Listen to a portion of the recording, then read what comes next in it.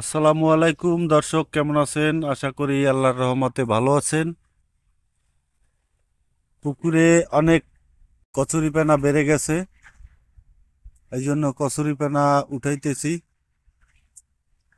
এই যে দেখুন, কচুরিপানা পুরাটা ঢেকে গেলে মাছের একটু সমস্যা হবে, অক্সিজেন পেতে কষ্ট হবে। এই কারণে কিছু কচুরিপানা কমানো হচ্ছে। দর্শক, আপনারা সবসময় আমার চ্যানেলের ভিডিও দেখে থাকেন। আমার এই চ্যানেলটিতে শোল মাছের ভিডিও দিয়ে থাকি।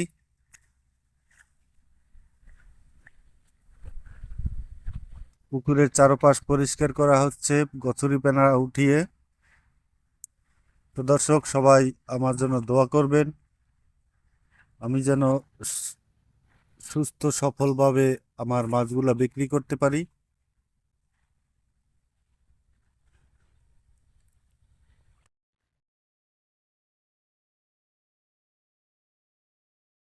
তো বন্ধুরা, আপনারাও যারা শোল মাছের চাষ করেন, আপনারাও এই কাজটা করবেন। পুকুরে বেশি কচুরিপানা হলে কিছুটা কচুরিপানা উঠিয়ে পরিষ্কার করে রাখবেন। অর্ধেকটা পরিমাণ পরিষ্কার করে রাখবেন সব সময়, তাহলে আপনার মাছে অক্সিজেনটা ভালো পাবে, গ্রোথটাও ভালো আসবে।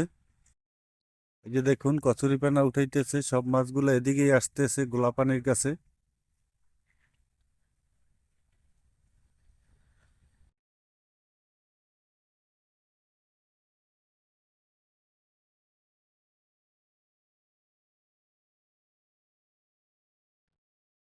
তো বন্ধুরা তো বন্ধুরা যারা এখনো আমার চ্যানেলটি সাবস্ক্রাইব করেননি, অবশ্যই সাবস্ক্রাইব করে পাশে থাকবেন। আর বরাবরের মতো আমিও আপনাদের পাশে আছি সব সময়। আমি আপনাদের জন্যই এই চ্যানেলটিতে কাজ করি।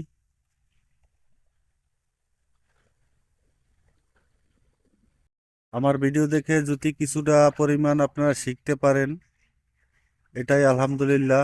তো মনে করব আমি নিজে সার্থক মনে করব নিজেকে নিজে। আমার কাম্যই হলো আমি আপনাদেরকে কিছু একটা শিখানো ইউটিউবে।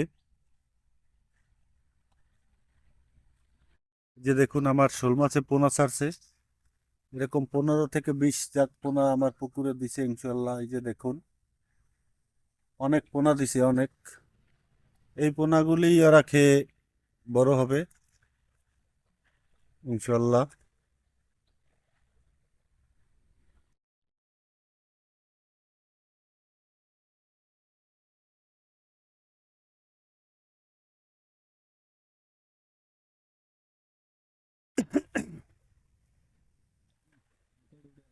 কচুরিপানা সবসময় কমাই রাখবেন, অর্ধেক পরিমাণ রাখবেন একটা পুকুরে।